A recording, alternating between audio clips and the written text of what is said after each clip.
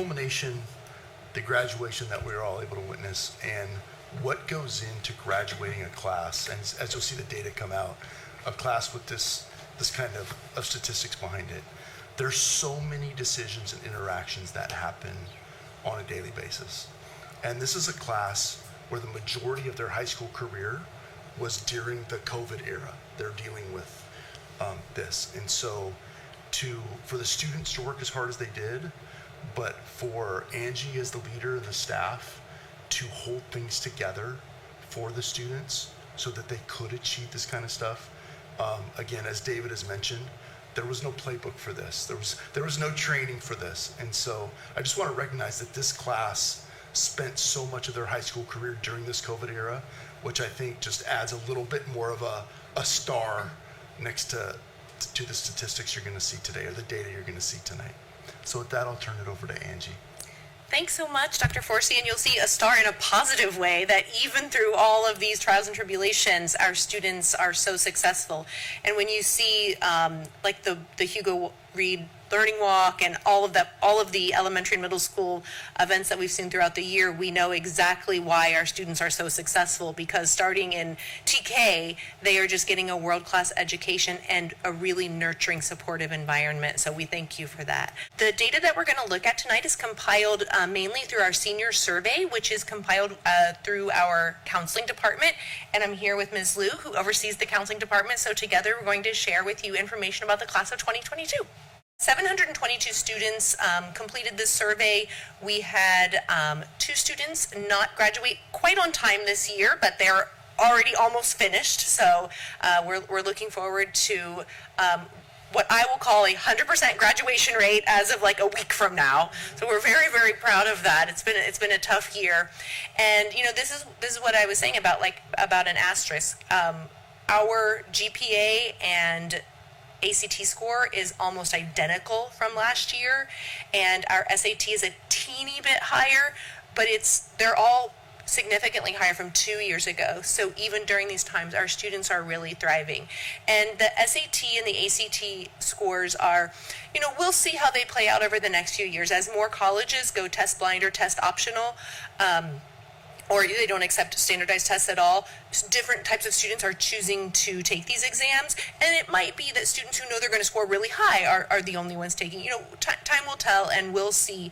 But when we get to the college-going data, it doesn't matter because they're all going to grade schools.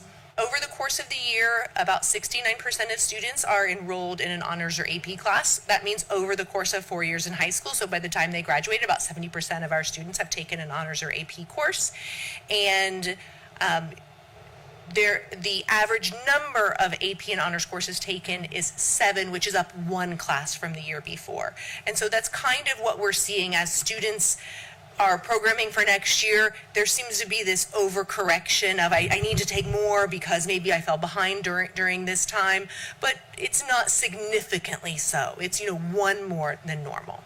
I think to go with that, with student balance, this has been pretty steady. So about 76.7, so it's almost 77% of students feel there's a balance between academics and extracurriculars. And one of the things I think we've really thought about, especially during the pandemic, even before that, is making sure students can achieve their rigorous academic goals, but do so in a way that they can enjoy it. And I think this shows us that that's what's still happening. And then, of course, to go along with that, you know, our student wellness program, which we were so thrilled and proud of. This is our 2nd year, but this is our 1st year in person. And one thing that we started this year was our wellness center. And if you look at the pie graph up here, there's about over 90% of our students are aware of the wellness center. And the wellness center isn't a space. We don't want 100% of students using it.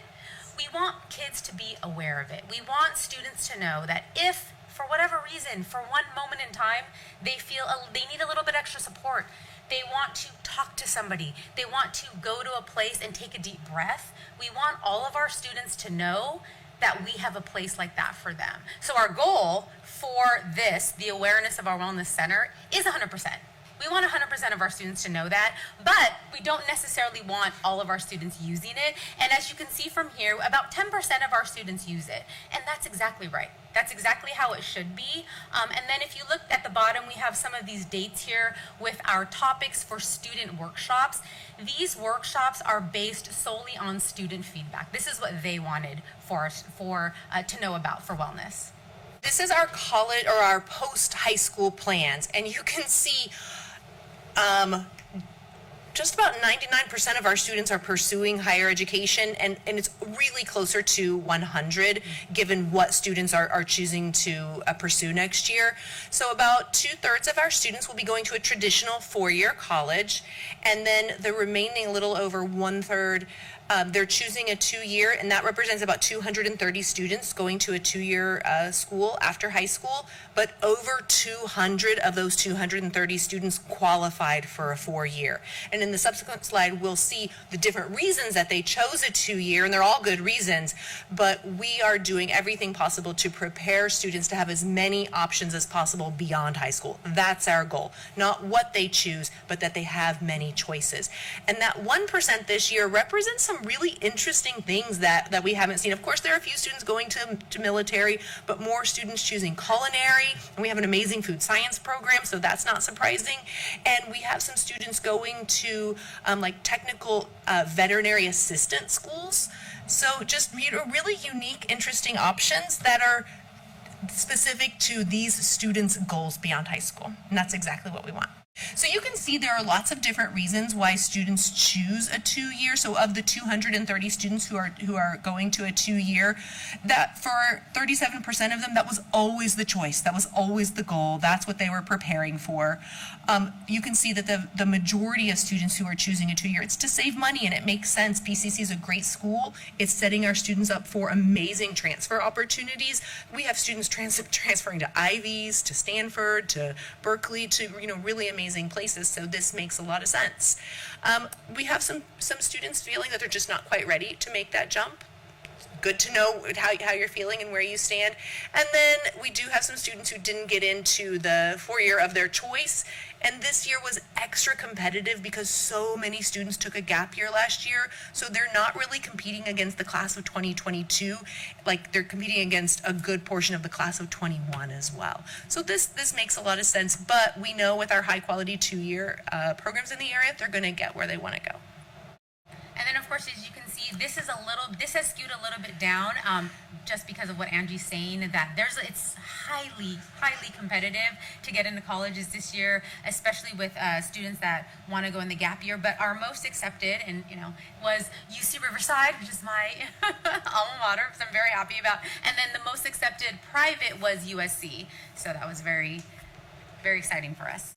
And then here you can see the breakdown of our UC application data. And I think one thing that we've thought about a lot is we just want to give kids as many options as possible so that they can look at their post-secondary goals and have choices. And so I'll just give you a quick, a brief example of this. We had a student who was A through G ready, so they qualified to go to UC, but they were like, I'm going to go to PCC, and their counselor encouraged them, like, just try, just apply, see what happens. Yeah. Choose your dream UC. Yeah, and they got into UC Davis, and that's where they're going. And I think it's not the fact that they got into a UC, it's the fact that our goal is to provide them with as many opportunities, so when they make that decision that's best for them, best for their circumstances, and makes sense, they have that option. And our Ivy plus Stanford is a teeny bit down this year just because of how hyper competitive it was, but we have students, plenty of students going to these elite schools, and the 2 kids who got into Stanford didn't even choose Stanford. So, our students are making all kinds of choices to really pursue their dreams. And what's not shown here is we have students going to MIT, Caltech, Chicago, Duke, just a really wide array of really amazing schools. And if you look at this data, this is very similar to years past. I'll point out a couple of things. It's slightly higher percentages in the 0 to 4 because, as we were talking about before, we think a lot more students are taking advantage of that community college pathway, which is a great pathway after 2 years to go to the school of their choice. And then also slightly skewed down is the 10 plus. And we're also happy about this because, we don't want kids to just apply to wherever and see what sticks. We really want them to think intentionally about what their goals are, what they want to do, and then hone in on their interests and things that best fit them. So that 5 to 9 range, that's a good sweet spot. And then this is what everyone loves to see, where everyone applied and got accepted and are attending. So there are maybe like 6 or 7 slides of this. It's really tiny, and you can, read it on your own. But like Michelle was saying, there was a shift this year that typically Berkeley is our most attended public, but this year it's Riverside. And USC is still the most attended private. All right, that's it for us. Thank you. Thank you. Questions? Comments? Oh, yeah, please. Any I have questions? a question. I didn't write it down, so I'm thinking, what was it? I think it was back in the wellness slide. Can we go back there? I have to, While she's thinking about that, Dr. Ditlin, do we know how many years we've been doing the senior survey now? I don't know. Does anyone know? Dr. Forsey, Dr. Reynolds. Longer than 4 years. That's all I I know, speak because to. it's been happening for a while, but I don't know I'd when be we guessing started. at 15, Yeah. but that's a, yeah, but in recent years, I think you've gotten better participation. targeted. There were Iterated, changes yeah. made that really upped the participation to make it meaningful data, which is great. I'm sure I know what tech it didn't was. hurt. For sure. Being able to aggregate it, get it through technological devices And instead we of... partnered with English classes. Every senior's in a senior English class. So the English teachers are great partners for getting things like this done. I loved the topics that the kids chose. Are you planning the same ones for next year, or are they changing it up a little bit? I think that these will always be based on current needs and current feedback. Our wellness center gets a lot of student feedback and sends out a pretty big survey at the end of each semester. So these topics will be driven by current student needs. And are they done via Zoom, or how are they? Are they virtual or in-person meetings? So the student ones are they have been in person, but there have been parent workshops that have been online. Just a quick comment on the graduation rate, and then especially knowing all that rate of graduation that all our kids, I'll go with you 100% when you get those two across the line. And then added with the number of kids taking at least an honor or AP course. Just want to share that. I just recently read Hanover Research, who's a prominent educational research company. They just did a meta study on what success, what leads to success for underdeserved, especially underserved students in getting upper level courses, accessing upper level courses. And so out of the meta study, 3 variables came to the surface. It was multiple on-ramps to honors and AP classes. It was a robust, vertically aligned middle school program.